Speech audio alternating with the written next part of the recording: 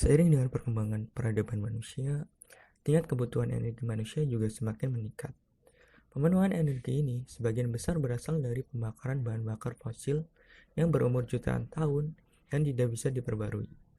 Dan sebagian kecilnya lagi berasal dari energi terbarukan.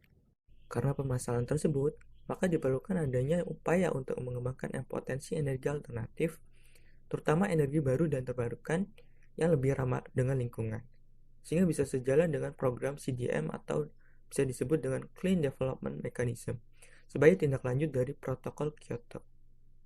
Sebagaimana yang kita ketahui bahwa Indonesia merupakan negara khatulistiwa serta negara kepulauan yang mempunyai beberapa potensi energi primer yang bisa dikembangkan dan dimanfaatkan sebagai energi baru dan terbarukan seperti tenaga air (PLTA), tenaga angin (PLTB), tenaga matahari (PLTS), tenaga panas bumi (PLTP), dan tenaga gelombang Salah laut satu negara atau di disebut dunia yang LPDB. memiliki wilayah laut terbesar, di mana 2/3 wilayah Indonesia adalah perairan. Indonesia memiliki pantai kedua terpanjang di dunia setelah Kanada.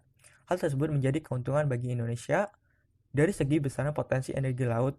Energi laut yang dihasilkan dari gerakan dan perbedaan suhu lapisan laut merupakan sumber energi perairan laut yang berupa energi pasang surut, energi gelombang, energi arus laut, dan energi perbedaan suhu lapisan laut.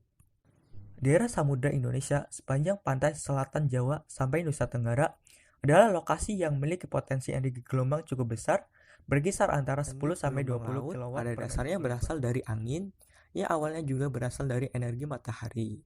Pada saat angin berhembus di atas permukaan laut, gesekan menimbulkan gerakan air dan menghasilkan gelombang. Walaupun jumlah energi gelombang laut jauh lebih rendah dari jumlah energi surya, namun energi gelombang laut memiliki kerapatan yang jauh lebih padat daripada energi surya. Konsep pengembangan PLTGL saat ini berjumlah sangat besar dan berdasarkan pemanfaatan sumber energi gelombang. Konsep yang berbeda dapat dikategorikan dalam beberapa kelas yang berbeda. Beberapa sistem yang telah dibangun adalah sebagai berikut. Yang pertama adalah atenuator. Prinsip dasar dari jenis ini adalah dengan cara meletakkan alat konversi di permukaan air laut untuk mengkonversi energi gelombang laut menjadi energi listrik. Dengan model yang sama, ada juga model Pelamis yang merupakan pembangkit listrik yang dikembangkan oleh Inggris dan negara-negara Eropa lainnya. Penemuan lain yang menggunakan prinsip yang sama yaitu pembangkit listrik tenaga air gelombang laut yang mengkonversi energi vertikal gelombang laut dengan bantuan tuas ke dalam energi potensial air dalam bentuk reservoir atau penampung dan menjadi pembangkit listrik tenaga air. Yang kedua ada oscillating water column yang menggunakan prinsip tekanan udara yang dihasilkan oleh gelombang laut dalam suatu ruangan tertutup untuk memutar turbin.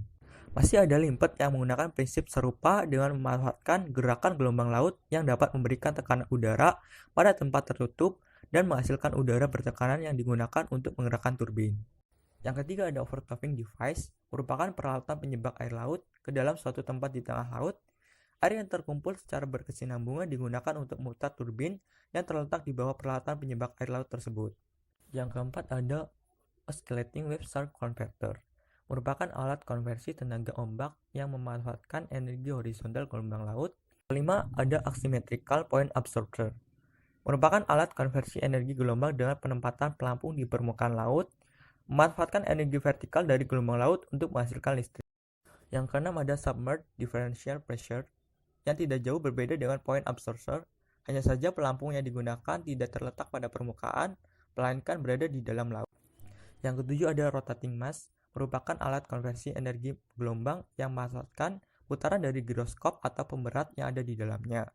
Akibat dari gerakan naik turun dan goyang gelombang akan menyebabkan giroskop atau pemberat berputar, yang kemudian putaran tersebut akan disalurkan ke generator yang ada di dalam alat tersebut. Yang kedelapan ada bulge waves. Alat ini merupakan sebuah tabung karet yang berisi air yang tertutup di bagian ujungnya. Alat ini memanfaatkan gerakan gelombang yang melewatinya. Gerakan tersebut menimbulkan tekanan air di dalam alat tersebut yang membuat sebuah tonjolan di alat tersebut.